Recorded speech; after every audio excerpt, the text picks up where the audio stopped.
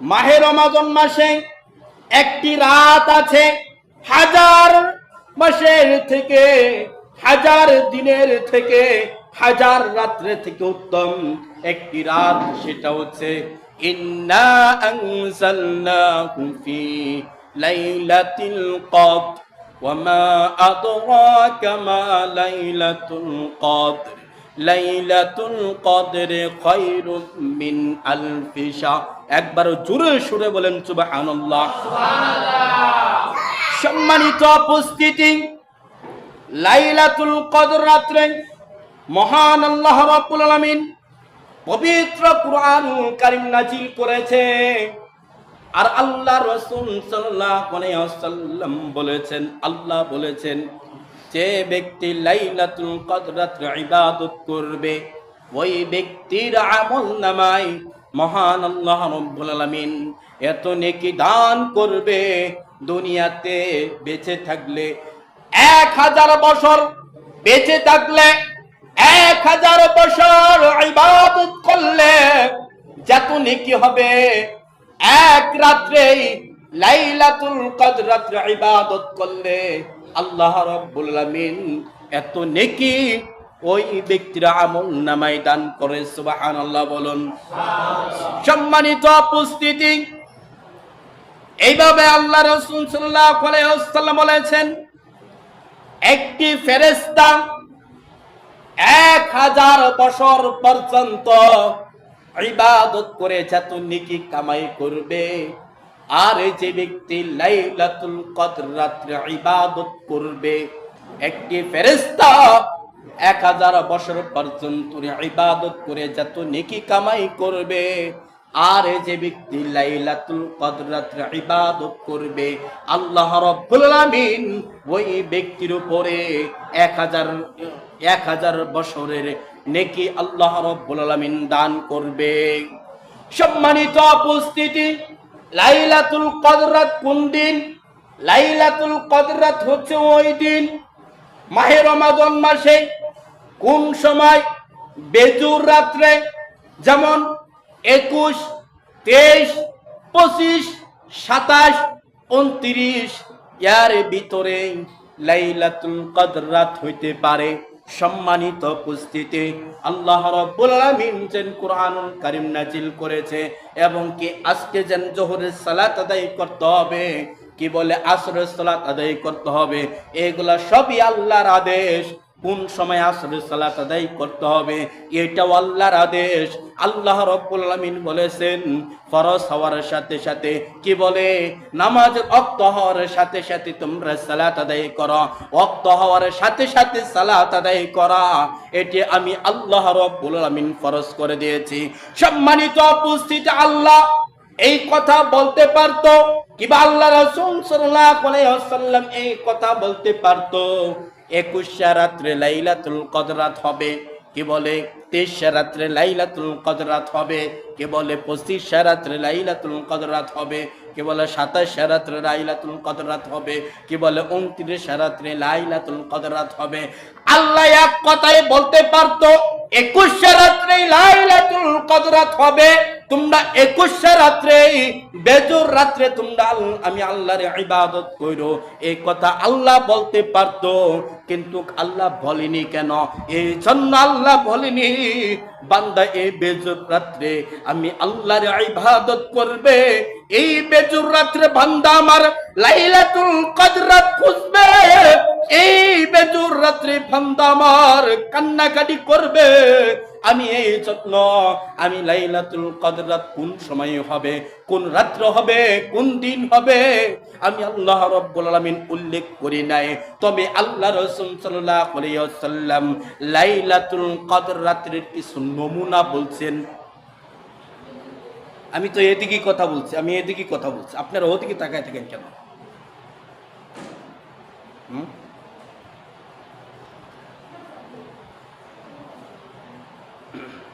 খুতবা শোনা আপনার ভালো লাগবে, আমার তো কণ্ঠ নেই, আমি তো কণ্ঠতে কথা বলি না। খুতবা শোনা আপনার ভালো লাগুক আর না লাগুক, এখন যদি আপনাকে বলি রুকু ও সেজদার দোয়া বলেন, তো আপনি বলবেন এটা আবার কি? পারবেন না তো। দুই সেজদার মাঝখানে দোয়া বলেন তো, পারবেন না তো? তাশাহুদ বলেন তো, অধিকাংশ মানুষে পারবেন না তো? দোয়া মাসুরা বলেন, পারবেন না তো? দোয়া কুনুত বলেন, পারবেন না তো? আর আমি কেন কথা বলছি আর আপনি ওদিকে তাকায় থাকেন? এটি তো হলো না। মইরা তো যাইবে, কবর ডাকে মেরে, প্রত্যেক দিন ডাকে, মাটি আপনারা ডাকে, শুনেন না তো? মাটির উপরে কত পাপ করে, ডাকে আপনারা, যান খালি মাটির ভিতরে। মাটি বলেন জানেন কি? যদি আপনি মাটির ভিতরে যান, দুনিয়ার মধ্যে তো পাপ করতে করতে করতে করতে একরকম অনেক পাপ করছেন, আপনি মাটির উপর তো হেঁটে গেলে মাটি আপনার দেখে কষ্ট পায়। আয় খেলে আমার বুকে আয়, আমি মাটি খুব ভয়ঙ্কর, ডান পাশের মাটি বাম পাশে চাপ দেব, মানে কি ডান পাশের হাত বাম পাশে নিয়ে যাব, বাম পাশের হাত ডান পাশে নিয়ে আসবো। যদি তোর আমল যদি ভালো থাকে তাহলে আমি মাটি তোর জন্য বন্ধু হয়ে থাকবো, আর আমল যদি ভালো না থাকে আমি মাটি খুব ভয়ঙ্কর। মাটিকে নিয়ে কখনো গবেষণা করেন আপনি? মাটির এত ক্ষমতা দেখেন। এই যে লোহাটা, এই লোহাটা আপনার জানালাতে আপনি রাখছেন, এই লোহাটা যদি আপনি এক সপ্তাহ মাটির তলে রেখে দেন তাহলে কি এই লোহা কি লোহা থাকবে? দেখবেন জঙ্কারে ধরে একদম শেষ হয়ে গেছে। মাটির এত ক্ষমতা, আর আপনি একটা মানুষ, আপনি তো একটা নাফাক, মানে নাফাক প্রাণী, নাফাক আপনার একটা পানির, আপনি একজন নাফাক একজন মানুষ। আল্লাহ আপনাকে কত মহব্বত করে, আল্লাহ বলছেন লাকাদ খালাকনাল ইনসানা ফি আহসানি তাকওয়িম, আমি আল্লাহ মানুষকে অতি সুন্দর করে তৈরি করেছি। কেননা আমি আল্লাহর বড় সাধ, আমি আল্লাহর বড় আশা, মানুষ আমাকে ডাকবে, মানুষ আমাকে খুঁজবে, এই জন্য আমি আল্লাহ রাব্বুল আলামিন মানুষকে অতি সুন্দর করে তৈরি করেছি। আপনি কি আপনার চেহারা নিয়ে কখনো ভাবছেন? হ্যাঁ, আপনি কি আপনার শরীর নিয়ে কখনো ভাবছেন আল্লাহ আপনি কি কত উত্তম করে তৈরি করেছে? আপনি একটু বিবেচনা করেছেন? কিন্তু সময় খালি খাইতেছেন আর খালি ঘুরতেছেন, আর দোকানপাটে বসে মনে করেন ঠ্যাংয়ের উপরে ঠ্যাং ঝুলে কার নামে কি করা যাবে? খালি যান কবরে, কবর তো অপেক্ষা করেছে। মানুষ মারা যাওয়ার পরে কি কবরে যায় না? যান, খবর আছে। লাইলাতুল কদর রাত্রে ফজিলত বলছে আপনাকে, খালি ঘুমাইবেন সেদিন না, বেজুর রাত্রে নাকটেন খালি ঘুমাইবেন, দুনিয়ার ঘুম ওদিন আপনার থাকবে। লাইলাতুল কদর রাত্রের ফজিলত আপনাকে বলছি, ওটা মানে কি? ওই রাত্রে ইবাদত করলে, আচ্ছা বলেন তো 1000 বছর কি আপনি দুনিয়াতে বেঁচে থাকতে পারবেন? এই যে গত রমজানে কথা বলছিলাম, এই জায়গায় ইমরান ভাইয়ের বাবা ছিল, নাম জানি কি, জয়নাল কাকা ছিল, আপনার ফজল কাকা ছিল, নাই তো? নাই তো, তারা না আছে? আছে?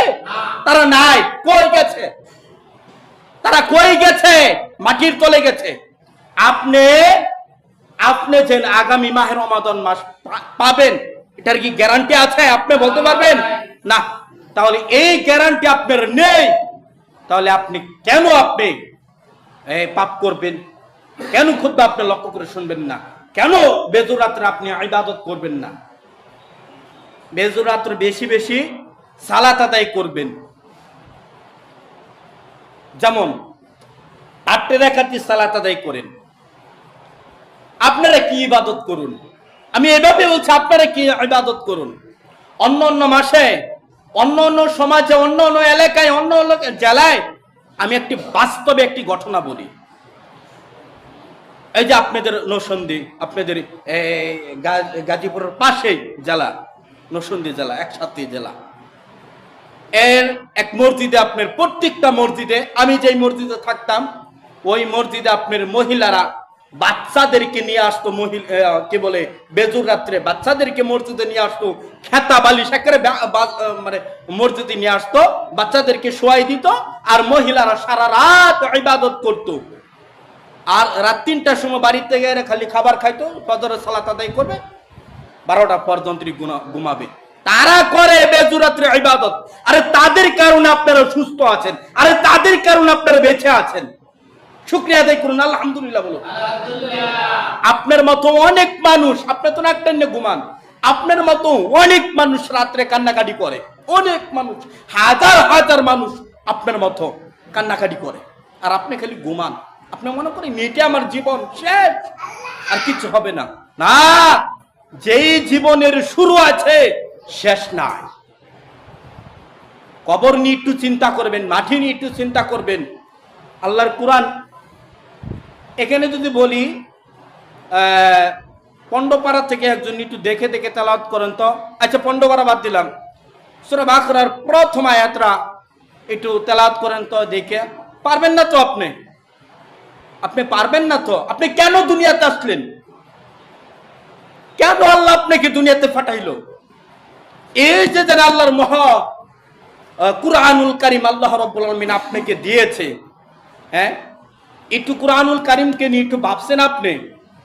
কুরআনুল কারীম একটু সামনে নিয়ে আপনি চোখের পানি ফালাইছেন, হ্যাঁ, এরকম ভাবে চিন্তা করেছেন, আল্লাহ তুমি যিনি কুরআনুল কারীম দিয়েছ, আমি তো কুরআনুল কারীম পড়তে পারি না, এটা ভেবে কি আপনি একটু চিন্তা করে আপনি কি চোখের পানি ফলাচ্ছেন? তাহলে কিভাবে কুরআনুল কারীম কিয়ামতের ময়দানে আপনার পক্ষে কথা বলবে?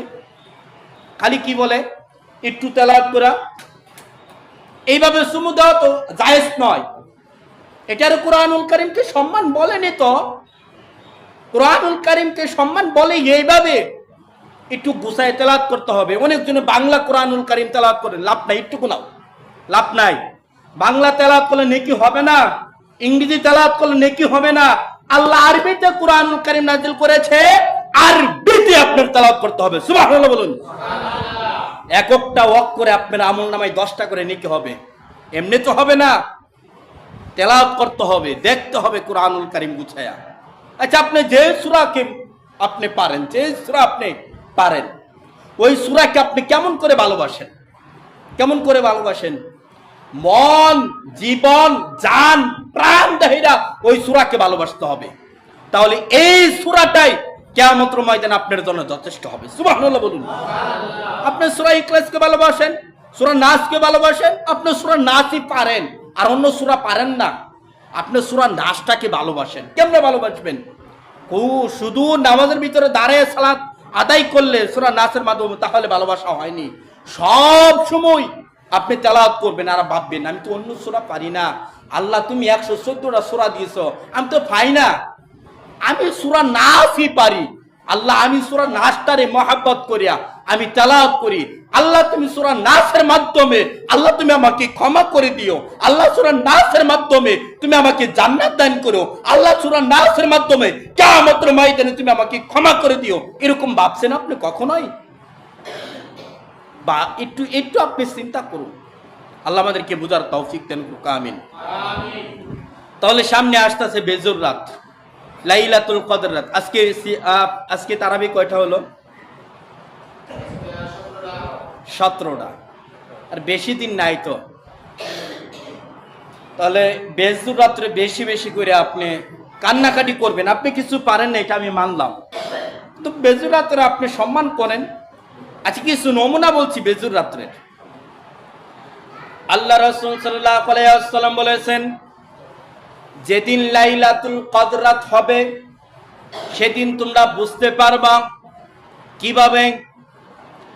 যেদিন বেজর রাত হবে ওদিন রাতটা আলোকিত থাকবে, সুবহানাল্লাহ বলুন।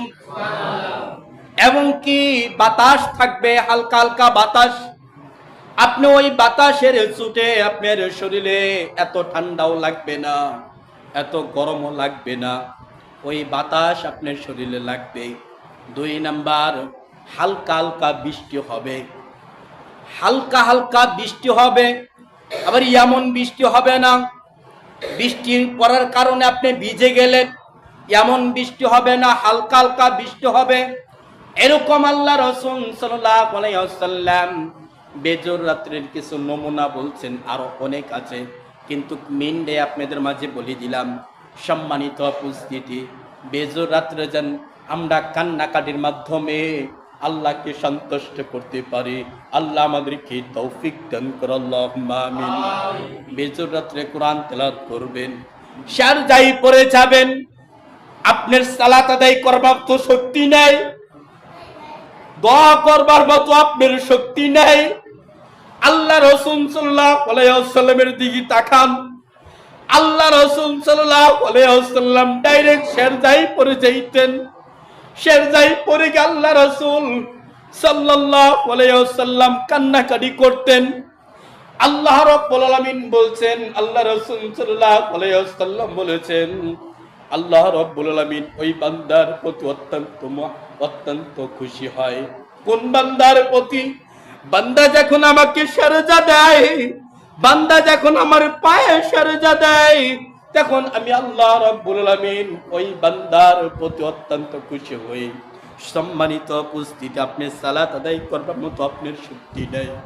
ঘুম হতে উঠবেন, 2 রাকাত সালাত আদায় করুন, এমনকি 2 রাকাত সালাত আদায় করবার মতো আপনার শক্তি নেই, আপনার অধিকার নেই, আপনার শরীরে শক্তি নাই। আপনি সুন্দর করে ওযু করুন, ওযু করার পর গভীর রাত্রে কি বলে সেজদায় পড়ে যান, সেজদায় পড়ে গিয়া কান্নাকাটি করুন। মেয়ে ছেলে কেউ যেন খুশ না পায়।